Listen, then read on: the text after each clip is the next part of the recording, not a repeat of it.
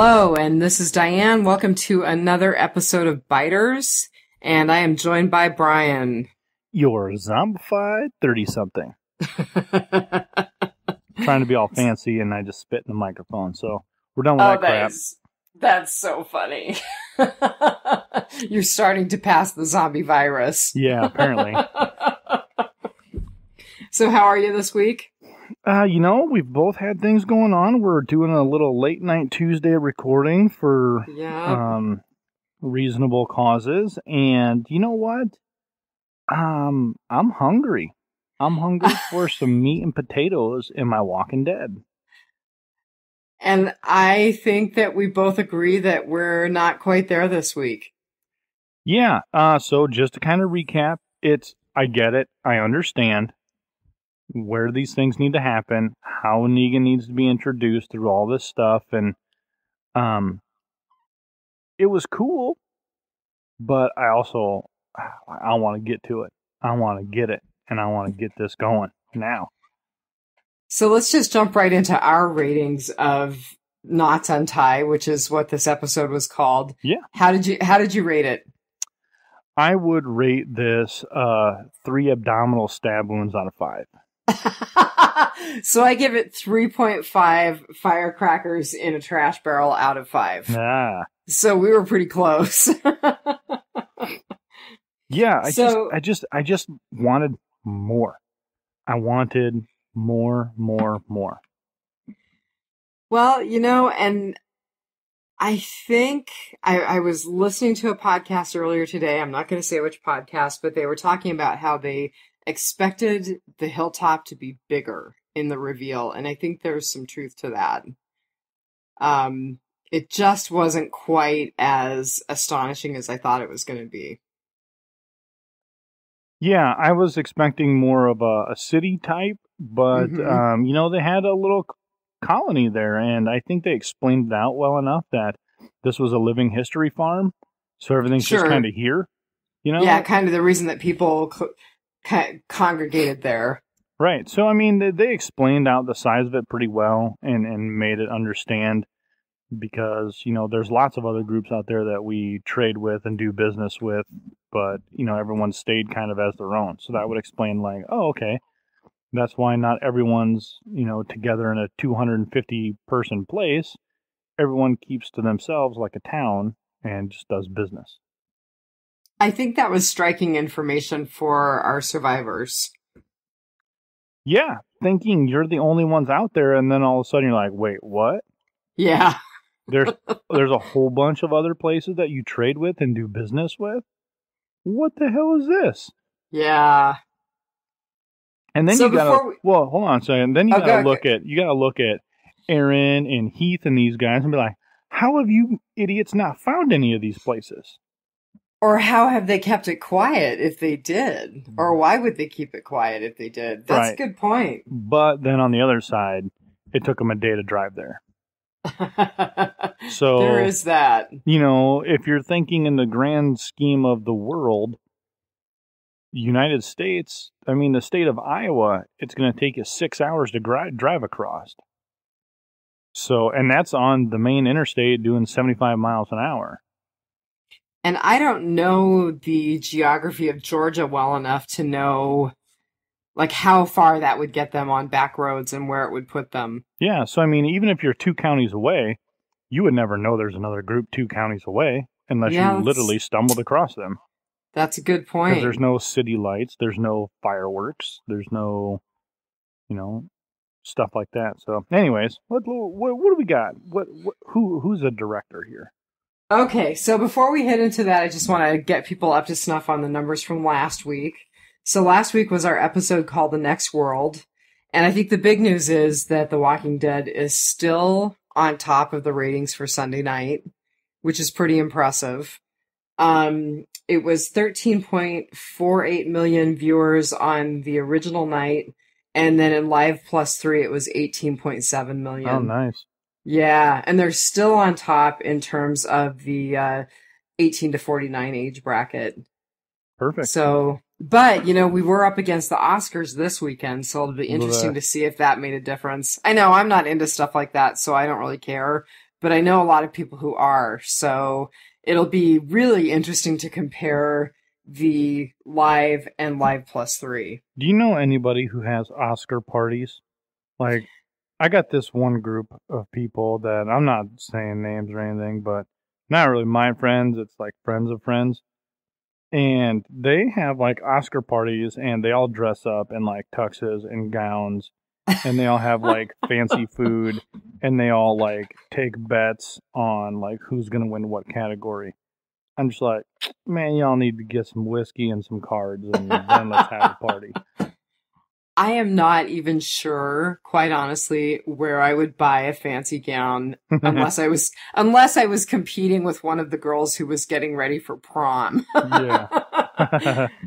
I can think of a couple of friends who live in Anchorage, which is Alaska's biggest city, who might do that sort of thing, but I'm not even sure that they do. Yeah, it's crazy. It is crazy. So let's see. Our authors were Matthew Negrete. We've talked about him before.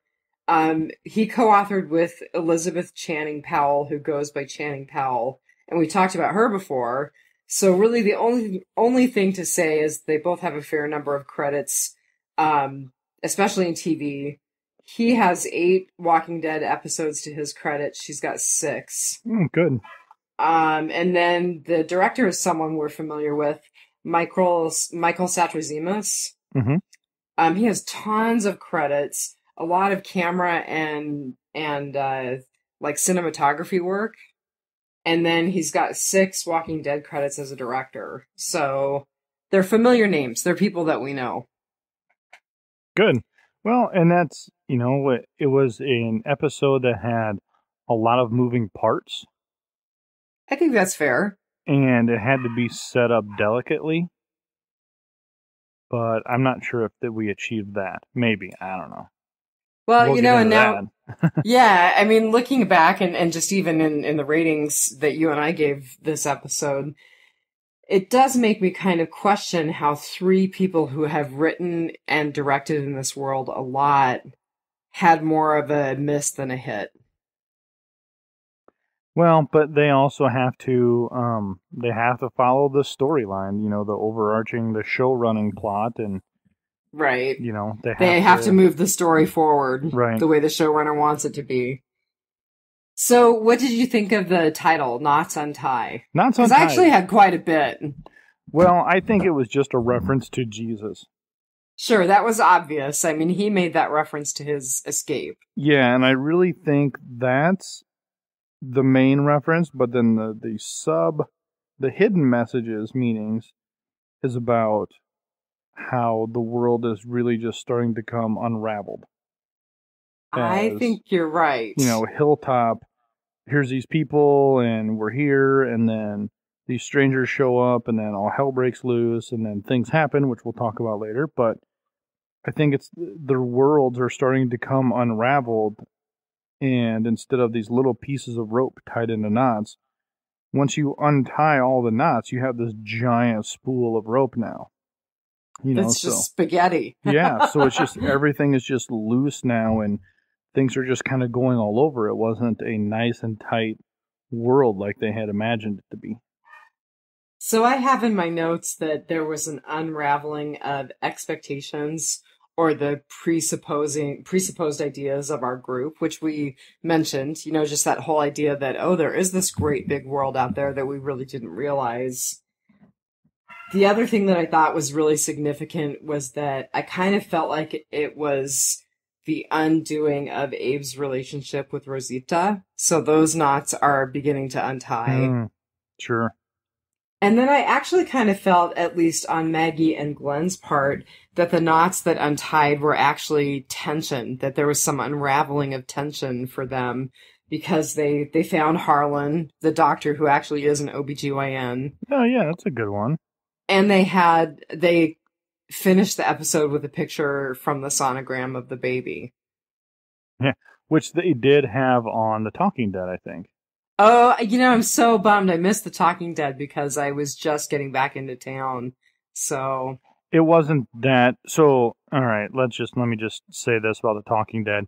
I hate it when they just have a celebrity who does not prepare to be on The Talking Dead. The cast members, directors, showrunners, they don't have to prepare to be on that show because they've lived it, so they know what they're going to talk about. But when a guest comes on who has nothing to do with the show, you need to prepare. And this just drives me nuts. So they had he was a rapper and producer, but it was a friend of Yvette Nicole Brown, which she's great on The Talking Dead, but she's kind of worn out her welcome for me on The Talking Dead. But it's just like, oh yeah, he said it on Twitter and it's her friend and she made the connection. Here he is. But he was terrible. He added zero value to that TV program and often got in the way of good discussion because you had Jesus and Maggie. And it's like, these are two people that I want to hear talk right now. Right. And you want to hear something smart. I mean, if there's a guest who is not part of the show, you want that person to be passionate about the show and to have some good observations. Yeah, and it was just like, so what did you think about, Rick doing this and that? Oh, he was just like, man, and he just like got all up in it, and then like Michonne was like protecting him, like, no, that's my man, that was just awesome. And it's just like, no. I have that same discussion at work every Monday morning. That is not, it's like, that is not what I want. I'm giving you my time. I want to hear these people talk who have been involved and can provide character insight or production insight or giving me value to the program beyond. And it's just dumbing it down, which Marilyn Manson is still the absolute worst. Okay, I have a total girl question for you. Yes. So I did catch a glimpse of it and then I turned it off because I didn't want to be spoiled since I knew I wasn't going to be able to watch the episode. Did Lauren Cohan explain the hair? The hair. Her hair is like super short. Oh, so it's funny. My wife does not watch Walking Dead at all. It gives her nightmares. She can't do it. She was like, is that Maggie? And I'm like, yes. And she's like, she does not look like what she does in the show. I'm like, I honestly would walk right by her on the street because I think she's so much more beautiful outside of the character Maggie as Lauren. Oh, that's funny. And like, I would just completely not, I wouldn't blow by her, but I would not make that connection that is Maggie. I would not.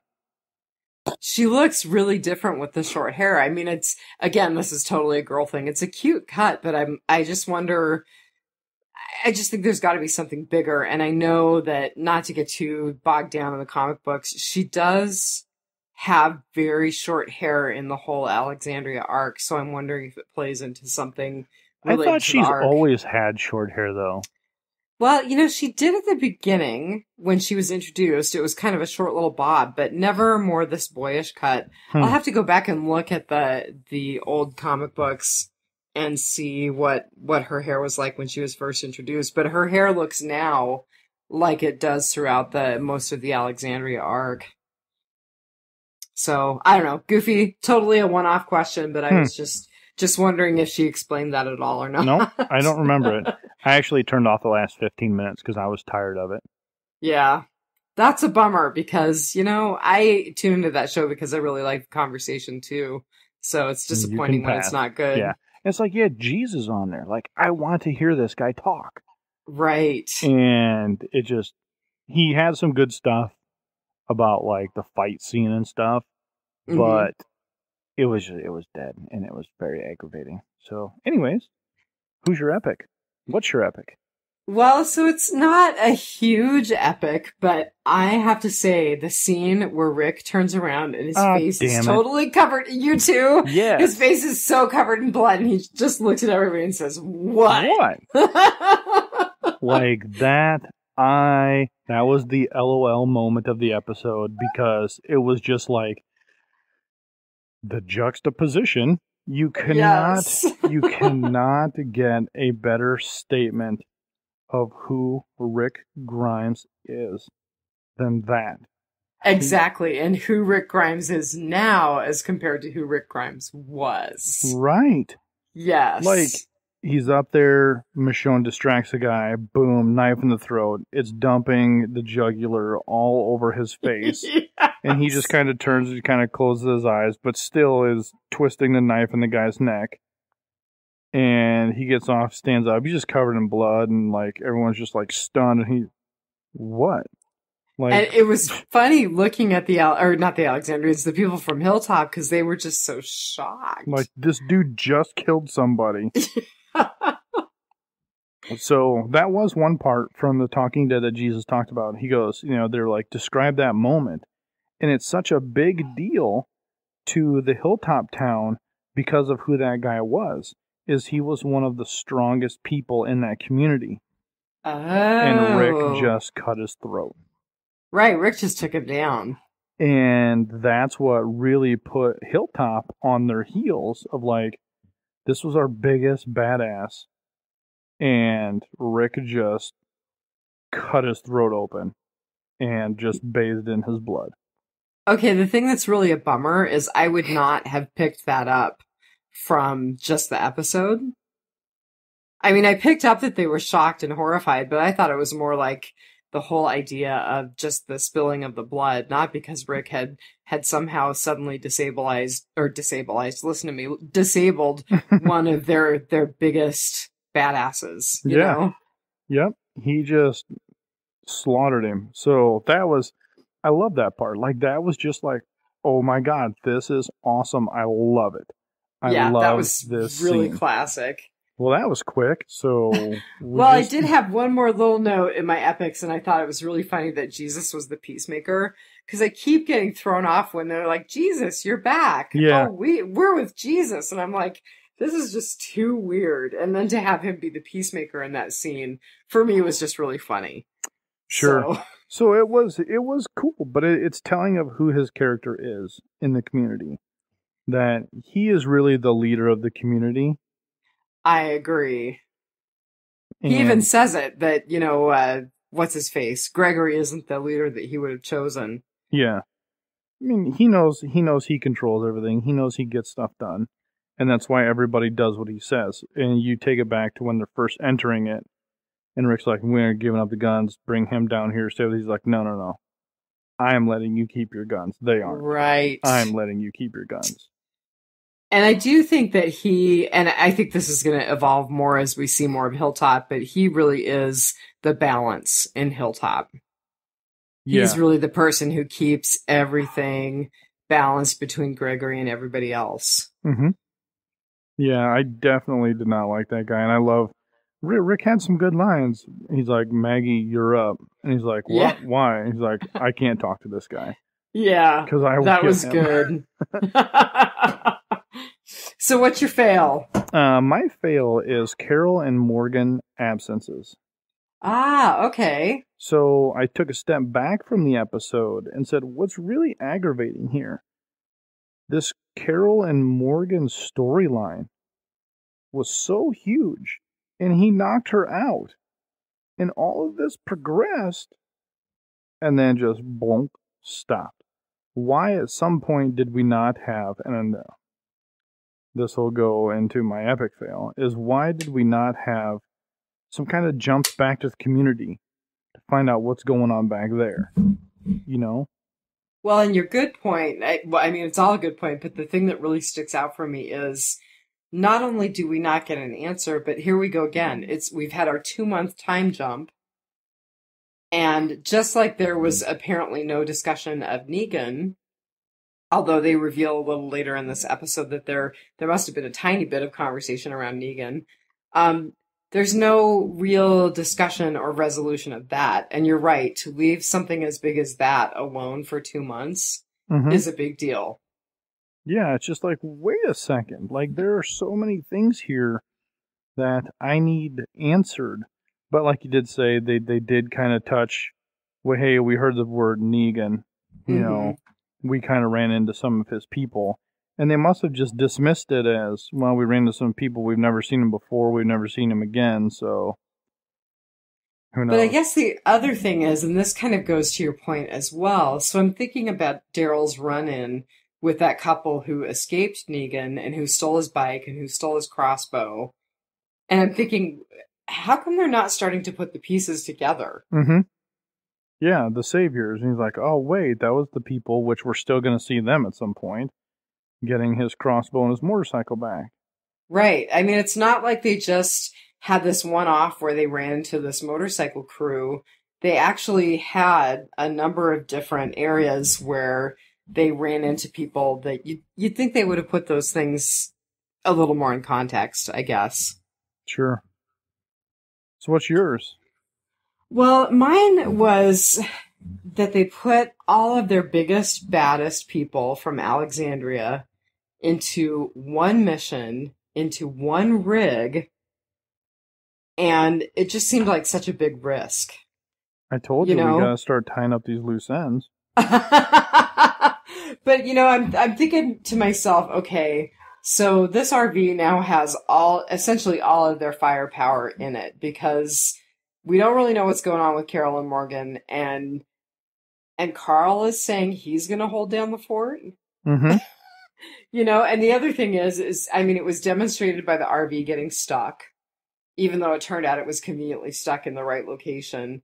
But I was also thinking, with one vehicle, there's no chance of escape. If you at least spread all of your people out in a number of different rigs, you've got a better chance that at least some of them are going to escape if something goes bad. Sure. So my fail was just really putting all of your eggs into one basket. No, that's very understanding. And I agree. I seen it, and my thought was, oh, yeah, we're going to get some deaths, like I called it. Bold predictions. Here we go. Right. Thinking, yep, this is going to happen, which, by the way, we'll get it to Rotten Potpourri. Yes, Brian did have another bold prediction come true tonight. I missed it this time, so I'm looking forward to it. It was just that thing, like, here we go, we're going to get some deaths. It's going to happen. Yeah, it is. They're all here, and I was looking forward to it. So my other minor fail was, what does Father Gabriel think of this guy named Jesus? That's a good one. I don't know. And, you would think, he introduced himself by his other name, which I think was Paul, right? Yeah. I just think it's really interesting that everyone has immediately taken to calling him Jesus. Yeah, I think it's kind of fun, like you said, the whole joke, and, we're with Jesus, and, right. Oh, Jesus, you've returned. Right. It's just a little awkward and off-putting, though, I agree. So we're kind of cruising through these. What is your epic fail? So my epic is what you and I talked about before we logged in tonight, which is that I just didn't like how it ended. It felt really truncated. It felt really cut off. And I don't feel like they really... I don't feel like they really gave us a lot to look forward to. I don't feel like they really wrapped anything up. I just feel like we're in that same rig just riding through the dusty road, and we have no idea where we're going or what we're doing. No, and you make a good point. It just kind of stopped. And I'm that guy where I've said it before, that clock is killer, man. Because I'm sitting here watching the episode and I keep looking down at my clock. I'm like, we've only got 10 minutes left. No one's going to die. Right. What on earth are they going to do in that 10 minutes that's valuable? Yeah. So, it was just kind of chugging. So my epic fail was the trap timeline of we're all in this RV, we're cruising, car accident, here's this, handcuff Jesus, here we go, now we're going into this building, and they clean swept maybe 6 walkers, right, and that was it. But they never really clarified how the accident happened. Obviously, it was Negan's crew, right, who did it, because these 4 or 5 people are hiding from 6 walkers spread out in this house, and they can't kill these walkers. I mean, you've been alive for 3-4 years now in the zompocalypse, and you can't take care of them. So it just kind of felt really just kind of out of place, and I think they could have found these people a little bit differently maybe, where they might have seen a car wrecking that other car, and then they see that other car drive away, and he's like, oh crap, that's my people. So they actually see the accident happen. I think that might have had more dramatic impact, actually. No pun intended. Because Jesus was like, even at the car wreck, he's like, oh, these are my people. Oh, well, we better go in this house. Instead of So like, here's some... Oh, go ahead. I was saying, instead of like, oh my God, Stephanie, no. Oh, and then he's like putting his people out of their misery, you know? But So here's something I don't get, and maybe you can explain to me. I wasn't entirely sure that those walkers weren't planted, the ones in the car. I wasn't entirely sure that they were actually part of his crew and that he didn't just recognize the car. Do you know what I mean? yeah. I mean, it just seems like I don't know what the time frame for the accident was, but it seems like if those walkers were people who were killed in that accident, they turned really fast. Yeah, and it felt like a trap, and I think that's why everybody thought it was a trap. And Mm-hmm. it just, I think we could have rescued them a little bit differently, but who knows? Which kind of goes back to our whole thing that we talked about, or I talked about with you earlier, is that this really just felt they were trying to cram a lot of foundational material into this episode Mm-hmm. and had to get there some way, somehow, and they just decided it's all going to happen right now. And we're just going to slam it all in here so that way we can get the hunt for Negan. So there is definitely something in my rotting potpourri, if we're going there next, Yep, let's hit it.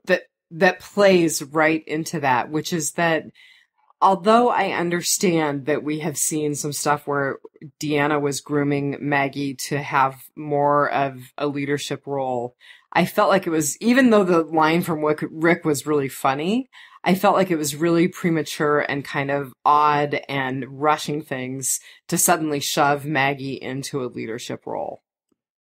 So that was my bold prediction, was that Maggie is going to be the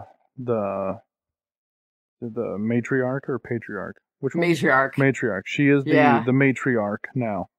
Yeah, of Hilltop. She's going to be the matriarch of Hilltop. I agree. Yeah, she has been anointed as Alexandria's new queen, so to speak, Mm-hmm. or the governess, however you want to say it. She is now the alpha female.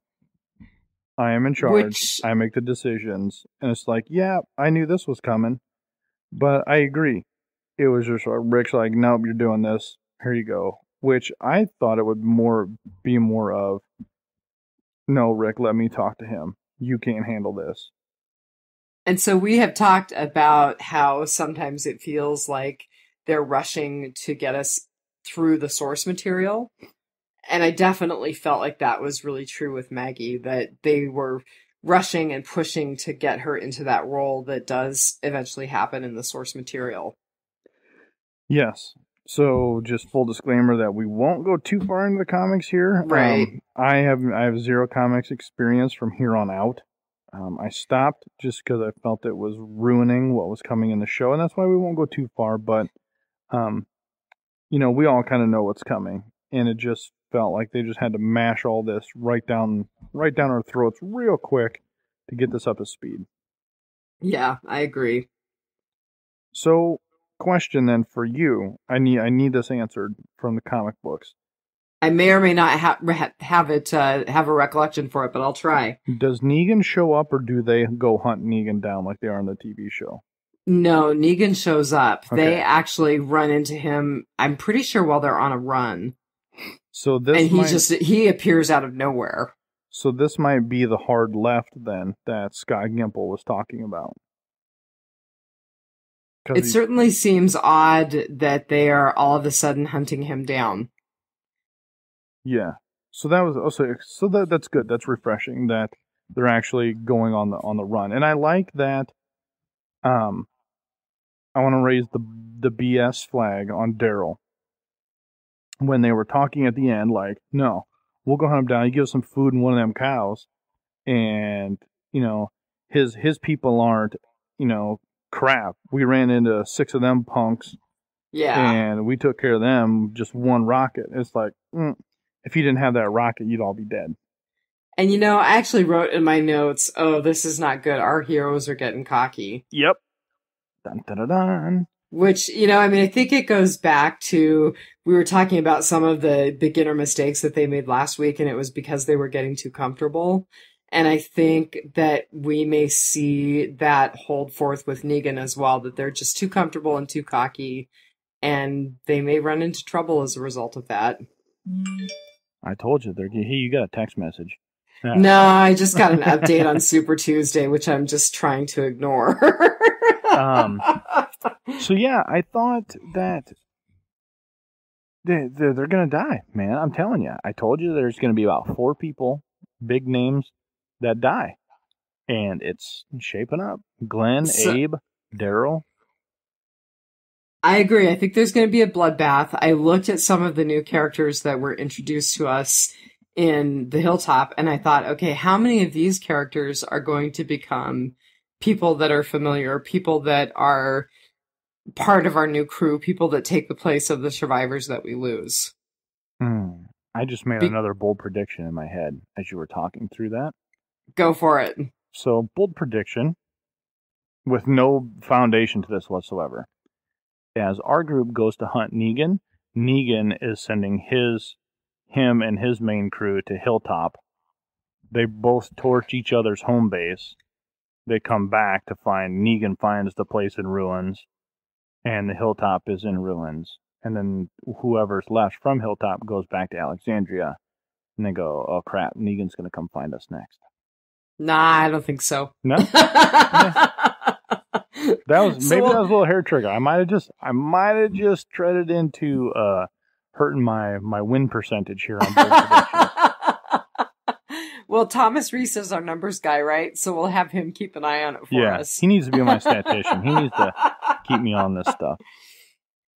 So some other stuff that I saw that I kind of threw into the rotting potpourri section is I thought that Abe's whole obsession about Maggie and Glenn having a baby was really kind of trippy, and I just thought he was such a dog for not just dealing with Rosita, getting it over with, getting the thing with Sasha out in the open.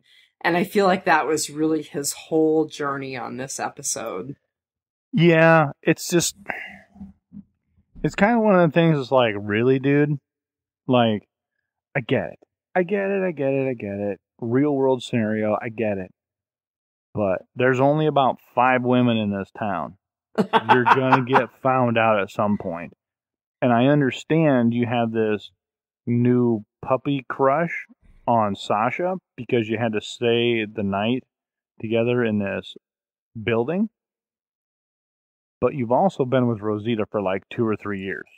Right. She's also a badass in her own right. And the women of the town are going to say, okay, you can't have Rosita, you can't have Sasha, and by the way, you don't get anything else. Yeah, and here's Daryl being like, man, come on, you got 2 now?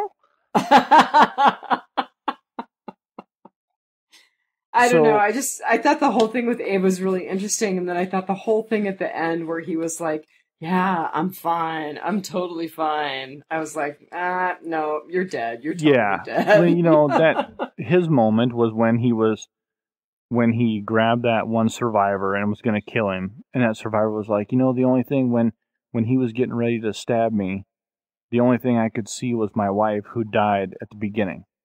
Absolutely. So when he was getting choked, all he could see was somebody. We all assume, so here's my brain teaser. We all assume that he's seen Sasha. That was my assumption. What if he's seen his wife? It's possible. I mean, that would certainly lead more down the road to his death. What if he was just like, you know, this is what I thought I wanted. I thought I wanted Sasha now. But in that moment, I just seen my wife and my daughter. Yeah. And I realized none of this makes a damn bit of difference. So you know what? That would actually make it okay for me. That would make it a little better for me. It would save his character a little bit for you, wouldn't it? It would. It absolutely would. Which is kind of sad, but I'm admitting it openly. So when Abe dies here in the next couple episodes, how is Eugene going to take it? I think Eugene will take it Abe's death the hardest. I think he will and he won't, because I think it's going to be hard on him, but I think it also allows Eugene to become even more his own person. He's no longer the Eugene that Abe thought he was. Right, but Eugene has only known him. This is true. I mean, really the only other person he's got a real connection to is Rosita. What if it's like the total like high school girl thing where Rosita finds out about Sasha and Abe, and then she goes and does why can I not think of his name now? Eugene, yeah. Why? Yeah. What if she goes and does that? It's just like this revenge smut on The Walking Dead. I think there's some real possibility there. And then Daryl's still like, what the hell, man? They killed Beth, and I can't figure Carol out. What the hell? What the hell's going on here? So, that was one of my questions there. Did Abe see his wife? Because to me, that would be that character redemption of him going down this thing and, you know, screwing around and doing all this stuff in a very small community at a very bad time. Mm-hmm. That would, to me, would be like his character redemption, and then that would make me feel bad at his death. That also makes me understand a little more why all of a sudden he's very approving to Maggie and Glenn when they show the picture around of the baby. Whereas before he was really questioning Glenn, and he was like, I double glove. Yeah, I put on my galoshes. Did you mean to make, when you were pouring that Bisquick, did you mean to make pancakes?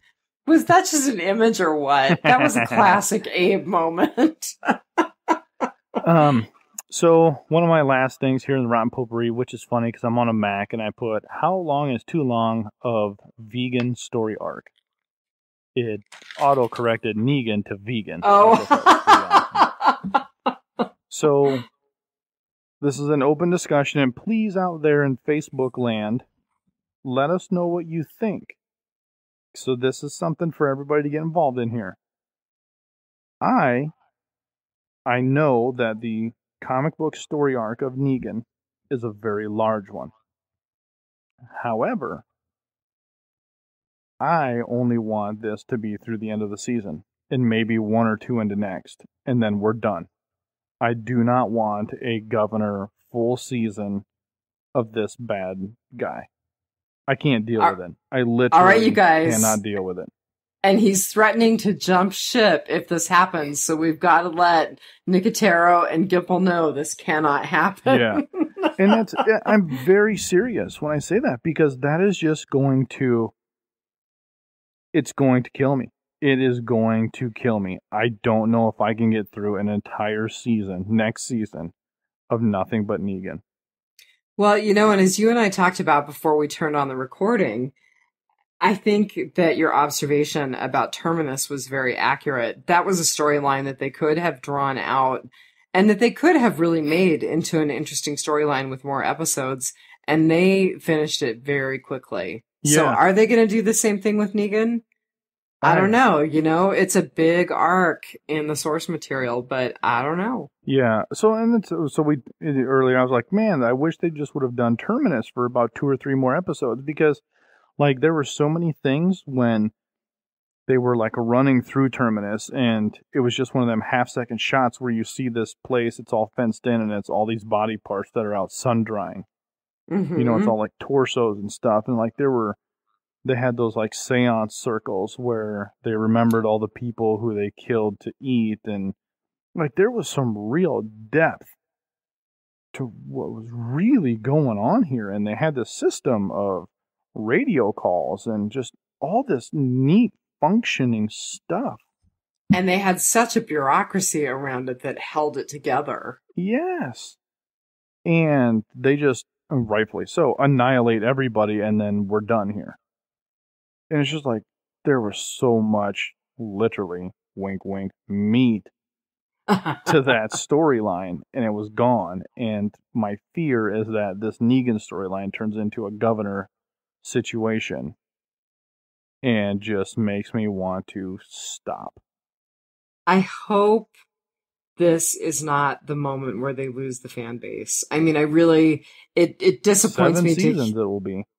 Right. And it does disappoint me to hear you talk about jumping ship, not just because I love podcasting with you, but also because I think that if you lose someone who is so diehard that they're willing to spend a couple of hours a week doing this, that's a big loss to the series, and that really indicates where the fan base might be going. And I don't think my thoughts are too far off from other people. So hopefully everyone out there listening, just swing by the Facebook page, just yeah, and post on when the episode posts, just comment right on that thread and just say, 5 episodes or full season Negan or end of this season Negan.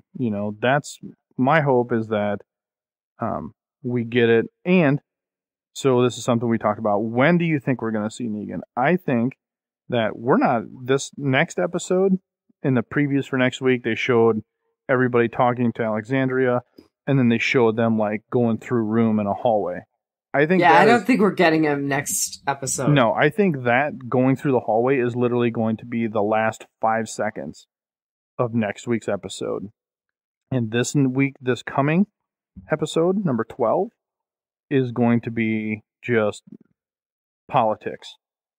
Maybe you'll get your answer about Morgan and Carol. Maybe they'll dive back into I think we'll get the Carol and Morgan, because on the on the Talking Dead they showed the stuff, and the look on Morgan's face was just like, you've got to be kidding me. We're gonna go kill people right now? Really? We're gonna go kill people right now? And it's like, yeah, buddy, strap in. Here we go. So I will tell people, of course, this is like telling somebody not to open their Christmas present early and then telling them where it is. But don't go look at IMDb, because I looked there tonight for some information about this episode, and there was definitely some stuff that I considered spoilery in terms of when we might actually see Negan. Hopefully he's done at the end of the season.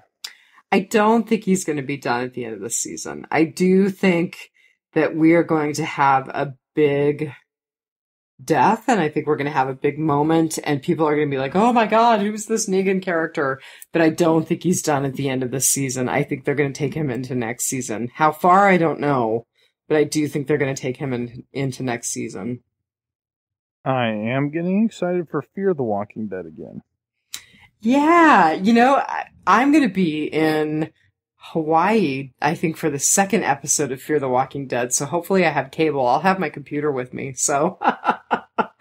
Yeah, the more I see of those previews, and like there was one shot where they were like running into the ocean and all the walkers were behind them, like walking into the ocean. It's just like, oh my god, this is so awesome. I do think it's going to be the season that makes or breaks Fear. Yeah. So totally. I'm really interested to see how they deal with it. I hope they give us something great. They have the potential to give us something great.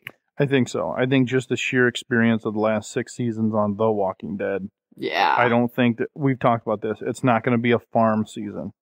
Right. And they would be foolish if it was. Yeah, it's going to be more of like a season 4 where we're moving things down the road. We blew up the prison. Everything's kind of going crazy again. We're on the road again. We're struggling. Yeah. We can't figure out up from down. We're learning about things now. And I think it's going to be more of that, not the farm. So I did want to say a couple more rotting potpourri things, and then I thought maybe we could look at some of the feedback that we've got. This is the first time that we hear Negan's group referred to as the Saviors. Mm-hmm. Very true. Interestingly enough, they were talking about how the Hilltop people were talking about how he beat a 16-year-old to death in front of them. And the quote was, "We needed to understand right off the bat." Yep. And I thought, oh, that's some foreshadowing. Yep. And that was, but I liked how they put that in, Jesus was like, they started off by killing one of us right off the bat. To teach us a lesson. He was a 16-year-old boy. The other thing is Maggie has a nice moment of foreshadowing because they're talking about how they're going to offer their services as basically assassins to go and get rid of Negan. And she says, it's going to cost us something. Mm-hmm. And I think she is very clearly seeing that this is not going to be a good trade for the survivors.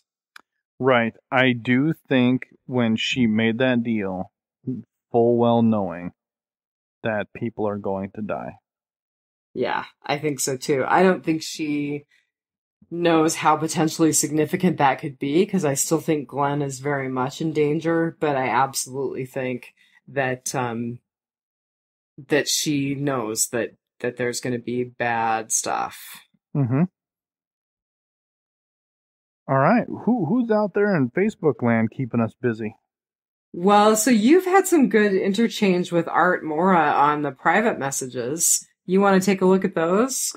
I don't have it pulled up. I'm not allowed to talk about private stuff on here. Oh, those are private messages between that's so funny. Two people exchanging strangers. Okay.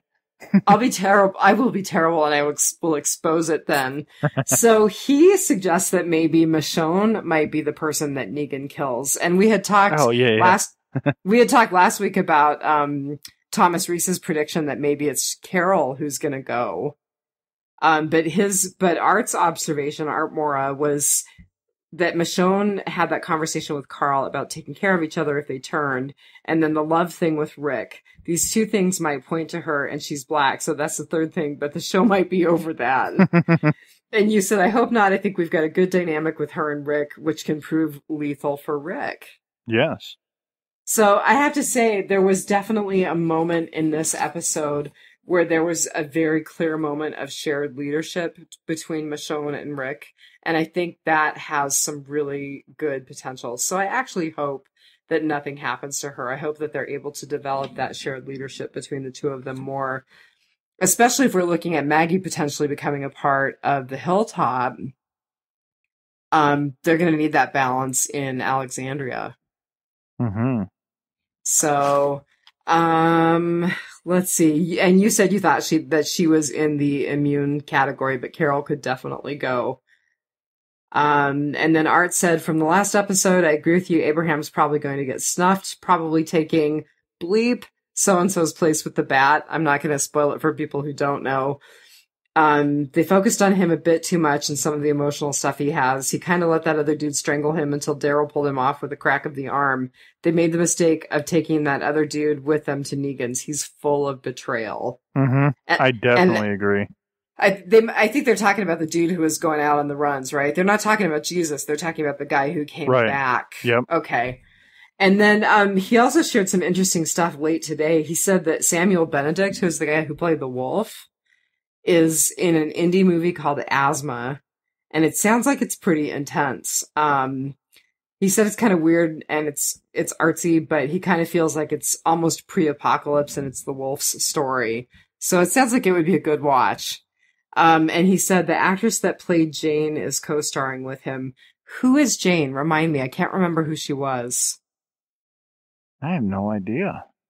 Art, you're going to have to help us out. I almost want to say that Jane is the girl who was with the fellow who stole Daryl's bike, but I'm not sure.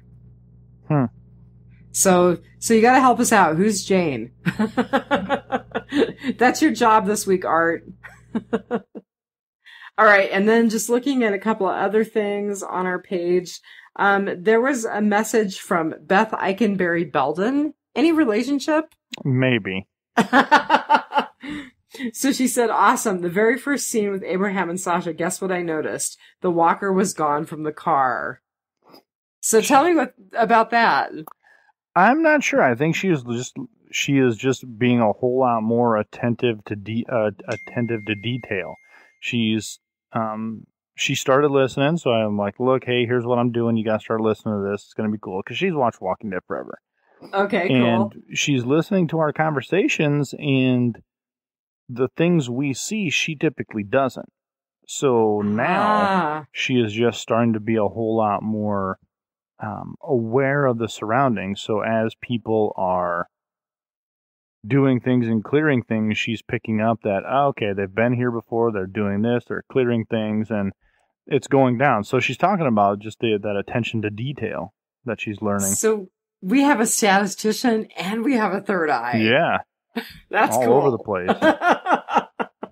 Let's see what else. I think Rob put up a post saying that he just launched a playlist on the Southgate Media Group YouTube channel. And right now they're putting up their catalog of podcast episodes. But in the future, they plan on adding some YouTube-only original content. Yes. So that looks pretty awesome. And Art put up listen to me. Kirk put up some new art for us. Yeah, some new tribute art. Thanks, man. Yeah. Appreciate it. Totally dig it. Maybe he'll do one of us. Oh, man. Give me a few less pounds. He's going to have to shave off some poundage. Maybe he'll give you pink hair and I'll be the zombified 30-something. So I have to tell you, speaking of Kirk and his art, I purchased a copy of one of the posters that he did for Walker Stalker, New York, New Jersey. And it's a reproduction of the soldier from World War II kissing the nurse in Times Square. Oh, sure. But they're both zombies. Ah, cool. So I got that framed, and it's got this awesome red frame around it. And then I purchased the tribute for Coda, which is the episode where Beth died. Mm-hmm. And they both just look fantastic. I can hardly wait to get them up on the walls. I just picked them up yesterday from the framer. So cool. Little bit of props for Kirk there. One more thing that I did want to say about the Facebook page is that I just got my Michonne and Tyrese figurines from the Eagle Moss collection. So I put pictures of them up, and they are super cool. Yeah, head out there, swing out to the Facebook page, drop in, say hi. Even if you're not, just swing out there. Just look for Biters. It's out there. We're out there. We see your post. We'll respond in an hour or two if we can. So just let us know what you're up to. Let us know how many cool things you've seen. Comment on what's out there. Check out Kirk's sweet killer art. And let us know how long you think Negan should be around for. Yeah, definitely weigh in on the Negan thing, because I'm curious to know what people are thinking. All right. Well, hey, I don't have much else. Do you? I think I'm good. I just wanted to make sure that I shared those couple of other things from the Rotting Potpourri. And so let's take it one dead day at a time. Oh, that's terrible. No, I swear to God, we're getting better. We really are. All right. Have a great week. All right. And we'll talk to you next week. Peace.